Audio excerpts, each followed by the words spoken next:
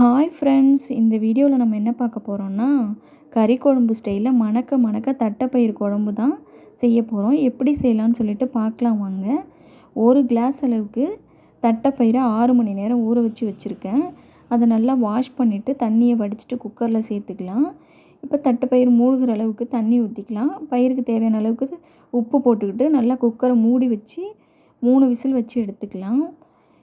3 whistle வந்ததுக்கப்புறம் நம்ம அடுப்பு ஆஃப் பண்ணிடலாம். இப்போ நம்ம இதுக்கு தேவையான மசாலா ரெடி பண்ணிக்கலாம்.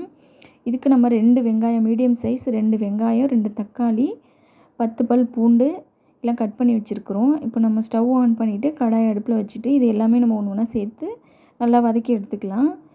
இப்போ வெங்காயம், தக்காளி, பூண்டு, 1 ஸ்பூன் அளவுக்கு சோம்பு, 1 ஸ்பூன் அளவுக்கு மிளகு, 2 துண்டு பட்டை, ஒரு அன்னாசி பூ, ஒரு ஏலக்காய், 4-5 கிராம்பு, ஒரு 4 வரமிளகாய், ஒரு பாதி தேங்காவை கட் பண்ணி எடுத்துகிட்ருக்கேன். இது எல்லாமே நல்லா வதங்கட்டும். இதை நல்லா வதக்கிட்டு ஆறுனதுக்கப்புறம் அரைச்சி எடுத்துக்கலாம். இப்போ வதங்கிடுச்சு. வதங்கினதுக்கப்புறம் நம்ம அப்படியே எடுத்து இந்த பக்கம் வச்சுக்கலாம். இப்போ இன்னொரு கடாய் அடுப்பில் வச்சுக்கலாம். தேவையான அளவுக்கு எண்ணெய் ஊற்றிக்கலாம். 1 ஸ்பூன் அளவுக்கு வெந்தயம், 1 ஸ்பூன் அளவுக்கு கடுகு போட்டு நல்லா பொரியட்டும். பொரிஞ்சதுக்கப்புறமா ஒரு பெரிய வெங்காயம் சின்ன சின்னதாக கட் பண்ணி வச்சுருக்கேன். ஒரு கொத்து கருவேப்பிலையும் எடுத்து வச்சுருக்கேன். இதை சேர்த்துக்கலாம். நல்லா வதங்கட்டும்.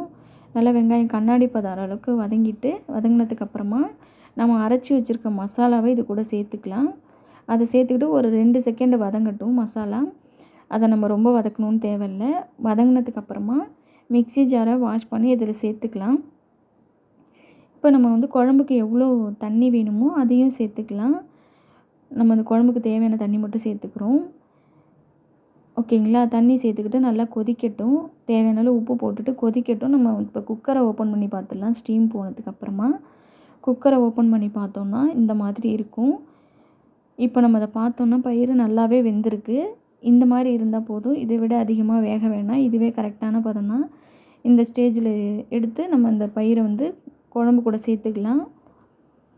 பாருங்கள், இது இந்த அளவுக்கு வெந்திருக்கு. இது போதும். இப்போ நல்லா குழம்பு நல்லா கொதிக்குது பாருங்கள். இப்போ இது கூட இந்த பயிர் ஃபுல்லாக தண்ணியோடயே சேர்த்துக்கலாம். வடிச்சுலாம் சேர்க்க வேணாம். குக்கர் பயிர் வெந்த தண்ணியோடயே சேர்த்துக்கலாம். நல்லா கொதிக்கட்டும். பயிரை போட்டுட்டு இதுக்கு இந்த குழம்புக்கு முருங்கைக்காய், கத்திரிக்காய், சுரக்காய் இதெல்லாம் சேர்த்துக்கலாம். இப்போ நான் என்கிட்ட முருங்கைக்காய் இருக்குது, அதை தான் சேர்த்துக்கிறேன். இப்போ இதை காயை சேர்த்துக்கிட்டு உப்பு சரியாக இருக்கான்னு சொல்லிவிட்டு ஒரு மூடி போட்டு ஒரு 10 நிமிஷம் லோ ஃப்ளேமில் இருக்கட்டும். நல்லா கொதித்ததுக்கப்புறமா 10 நிமிஷம் கழித்து நல்லா மூடியை ஓப்பன் பண்ணி பார்த்திங்கன்னா நல்லா கலர்ஃபுல்லாக நல்லா டேஸ்ட்டாக அவ்வளோ வாசமாக இருக்கும். இப்போ பாருங்கள் எவ்வளோ டேஸ்ட்டாக இருக்குதுன்னு சொல்லிட்டு வாசமாக இருக்குது. மூடியை ஓப்பன் பண்ணதும் நீங்களும் இந்த மெத்தடில் செஞ்சு பார்த்துட்டு எப்படி இருந்துச்சுன்னு சொல்லிட்டு கமெண்டில் சொல்லுங்கள்.